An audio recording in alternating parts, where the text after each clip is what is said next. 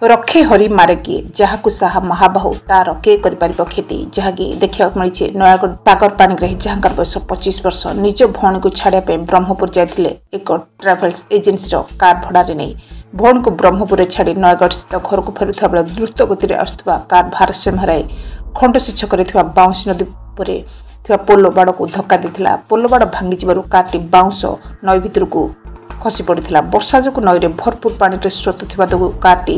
300 metre दूर को भासी जाता तेज कार आरोही चित्कार शुणी स्थानीय लोके दौड़ी सहायतार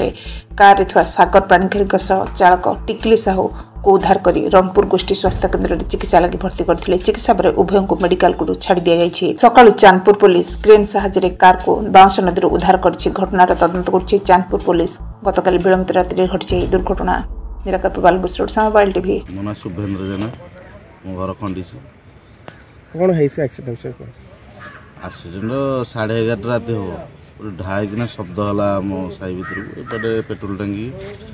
सी आसिले जे समस्त आसला बेलू देखला बेलू कारटा भासी भासी जाने लोक से कार उपर ठिया कौच ना बचा बचा कौचे सेपटे सब बुली कार गला 300 मीटर से बसैकी नहीं पलि सेपटे बुली गला बेलू से लोक कार उपर ठिया सब उद्धार कर कारटा से भितर रही राति राति से डाक समस्त कार के जण थे कार 2 जण किसी कार के जनकर छाती पेन हो अच्छा कौन आप चाहूँ केमी एक्सीडेंट हो ब्रिज आमर एयर्स कंपानी सब भूल से गछटा से गछ जो समस्त से बहुत गछटा काटिदेला फरेस्ट वाला लगे नंबर दे काटिदेले किंतु से ब्रिज किसी सुविधा कले ऊपर पलस्तरा ये करके मारदेले चून मारदेले